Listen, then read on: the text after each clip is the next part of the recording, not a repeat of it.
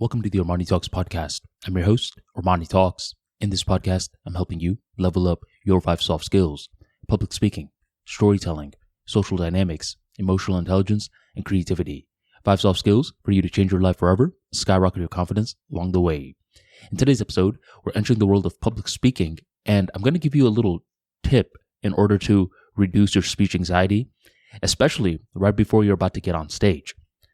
The thing with this podcast is that I like to give you ideas, and then it's up to you to choose which ideas are congruent for you in terms of your life. So the following idea that I'm about to give, you may or may not find it valuable, but before I give you the idea, let's talk a little bit about affirmations and speech anxiety. In 2017, the law of attraction craze was really blowing up. I recall there were multiple creators that were talking about visualization, manifestation. If you can see it and you believe it, then you could definitely achieve it, and much more. I have nothing against law of attraction. And what I noticed was one of the key ideas were sticking out. That was affirmations. And I know because your boy started to get a lot of affirmations himself. There was one day I wrote an entire page filled with affirmations after I read Think and Grow Rich.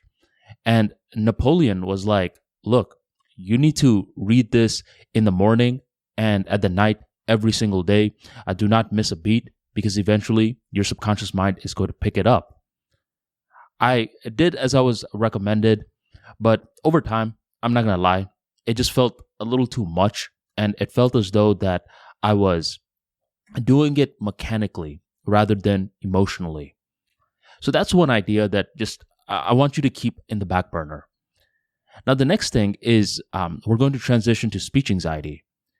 With this speech anxiety, what often happens is that on the day of the speech, you're really feeling it, not only mentally, but physically as well. Physically, you're feeling as though your eyes are watering, your mouth is dry, your body feels really warm.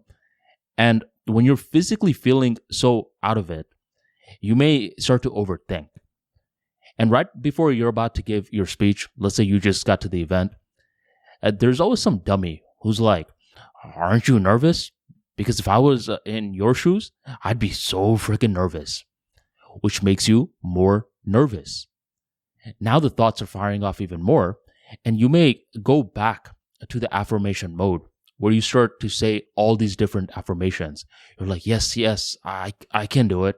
I'm a great speaker. I practice so much. That means I'm going to dominate this speech. And you're reciting a lot of these affirmations. Is this a bad thing? No. But is this a good thing? No. Really, this episode doesn't even need to exist. I would say the best way in order to mitigate an issue like this is to bring yourself in your body, where all those physical sensations that you are feeling, it's not necessarily a bad thing. Just feel it.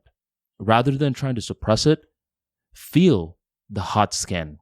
Feel the watery eyes. Smile. Make your body big. And by doing that, you automatically come back to the present moment.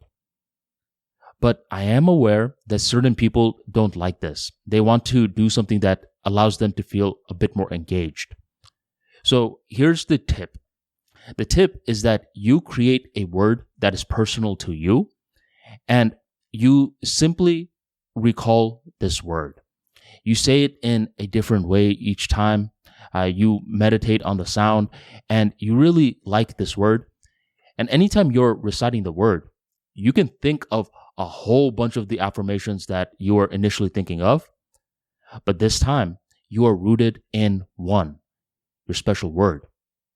The reason that this is so powerful is because it centers you. It's very similar to you putting your feelings in your body.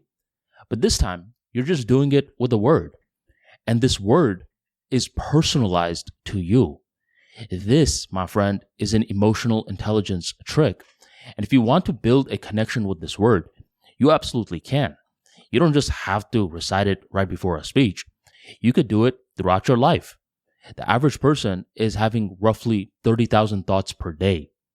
How many of those thoughts are productive? Very few. They're very incongruent in nature. But if you're over here meditating on just that one sound, that one word, and you're connecting different attributes to that word, now your congruent thoughts suddenly have this amazing theme. This is an emotional intelligence trick that very few people are ever going to unleash on public speaking day. But if you can unleash it, you will feel good and you are going to dominate your speech. Showtime. So if you enjoyed today's episode and you want to learn more about public speaking, be sure to check out my book, Speaking Wizard. Within this book, you will learn different ways in order to mitigate your speech anxiety and turn it into speech excitement, how to build your speech, how to practice it, how to deliver it with confidence, and much more. Check out the Speaking Wizard in the link in the description or go on ArmaniTalks.com. And thank you very much for joining the Armani Talks podcast, and I'll catch you next time.